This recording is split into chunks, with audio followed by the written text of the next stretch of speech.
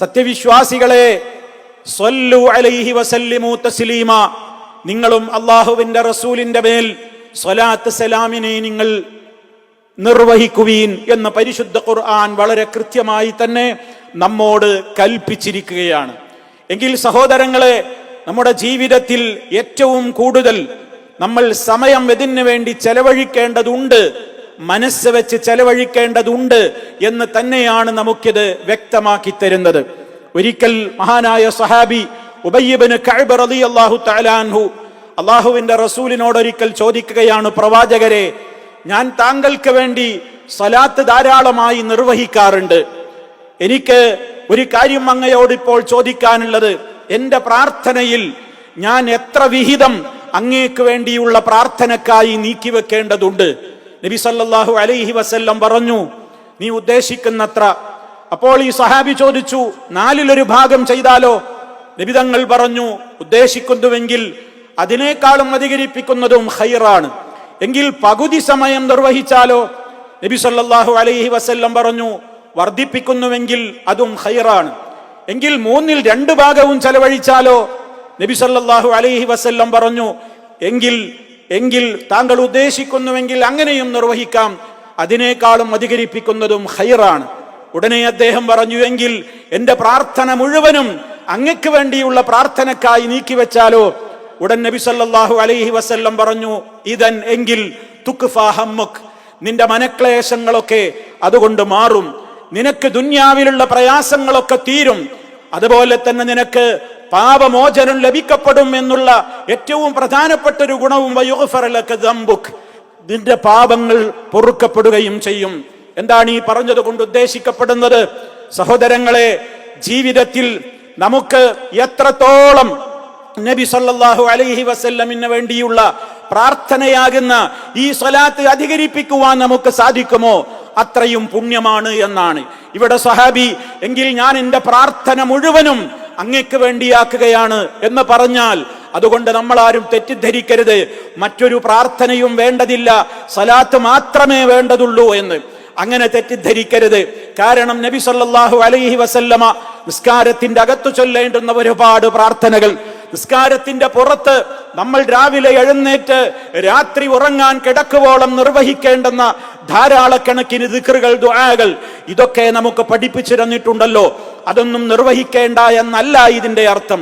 ജീവിതത്തിൽ നമ്മുടെ പ്രാർത്ഥനകളിൽ ധാരാളം സമയം, നല്ലൊരു വിഹിതം നാം നമ്മുടേതായ മറ്റു പ്രാർത്ഥനകൾക്ക് ശേഷം ആ സമയങ്ങളിലൊക്കെ ധാരാളം സമയം മഹാനായ നബി സല്ലല്ലാഹു അലൈഹി വസല്ലമിന് വേണ്ടിയുള്ള ഈ പ്രാർത്ഥന, ഈ സ്വലാത്ത് അധികരിപ്പിക്കുകയാണെങ്കിൽ അതുകൊണ്ട് നമുക്ക് വമ്പിച്ച നേട്ടമാണ് 2 ലോകത്തുമുള്ളത്. ഇഹപര വിജയികളിൽ ഉൾപ്പെടുവാൻ അത് വളരെ അനിവാര്യമായ കാര്യമാണ് എന്നാണ് നബി സല്ലല്ലാഹു അലൈഹി വസല്ലം പറയുന്നത്. മാത്രമല്ല, ആരെങ്കിലും എനിക്ക് വേണ്ടി ഒരു തവണ ഗുണത്തിന് വേണ്ടി പ്രാർത്ഥിച്ചാൽ, മൻ സല്ല അലയ്യ സ്വലാത്തൻ സല്ലല്ലാഹു അലൈഹി ബിഹാ അശ്റ, ആരെങ്കിലും എനിക്ക് വേണ്ടി ഒരു തവണ ഗുണത്തിന് വേണ്ടി പ്രാർത്ഥിച്ചാൽ പോലും അള്ളാഹു അവന് 10 ഗുണം ചൊരിഞ്ഞു കൊടുക്കുന്നതാണെന്ന് നബി സല്ലല്ലാഹു അലൈഹി വസല്ലം പറഞ്ഞതായി ഇമാം മുസ്ലിം റിപ്പോർട്ട് ചെയ്തിരിക്കുന്നു.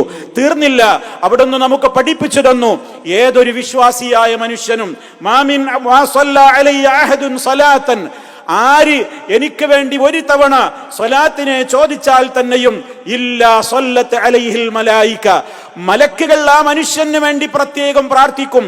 മാദാമ യുസല്ലി അലയ്യ, എനിക്ക് വേണ്ടി അവൻ സ്വലാത്തിനെ ചോദിച്ചു കൊണ്ടിരിക്കുമ്പോഴെല്ലാം മലക്കുകൾ നമുക്ക് വേണ്ടി പ്രാർത്ഥിച്ചു കൊണ്ടിരിക്കും എന്നുകൂടി നബി സല്ലല്ലാഹു അലൈഹി വസല്ലം പറഞ്ഞിരിക്കുകയാണ്. മലായിക്കത്തുകൾ നമ്മുടെ പാപമോചനത്തിന് വേണ്ടി അള്ളാഹുവിനോട് പ്രാർത്ഥിക്കുവാൻ കൂടി കാരണമാകുന്നുണ്ട് നബി സല്ലല്ലാഹു അലൈഹി വസല്ലമിന്റെ മേലുള്ള സ്വലാത്ത് എന്നാണ് ഈ വചനവും നമുക്ക് പഠിപ്പിച്ചു തരുന്നത്. അതുകൊണ്ട് സുഹൃത്തുക്കളെ, ഇതിലൂടെയൊക്കെ നമ്മുടെ നേതാവിനോടുള്ള നമ്മുടെ സ്നേഹം ഖൽബിൽ അധികരിക്കുകയാണ് ചെയ്യുക.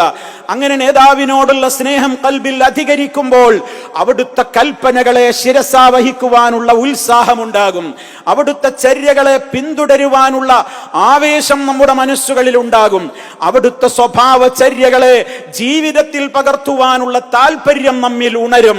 കാരണം എപ്രകാരം മഹത്തായ സ്വഭാവത്തിന്റെ ഉടമയാണ് അവിടുന്ന്. അങ്ങ് ഏറ്റവും മഹത്തായ സ്വഭാവത്തിന്മേലാണുള്ളത് എന്ന് അല്ലാഹു സുബ്ഹാനഹു വ തആല റസൂൽ സല്ലല്ലാഹു അലൈഹി വസല്ലമിനെ അഭിസംബോധന ചെയ്ത് പറഞ്ഞിട്ടുള്ള ആ സൽഗുണങ്ങളുണ്ടല്ലോ, ആ സൽഗുണങ്ങളെ പിൻപറ്റിക്കൊണ്ട് അള്ളാഹുവിന്റെ തൃപ്തി നേടിയെടുക്കുവാൻ നമുക്കിതിലൂടെ സാധ്യമാകും എന്ന് നമ്മൾ ഓരോരുത്തരും മനസ്സിലാക്കുക.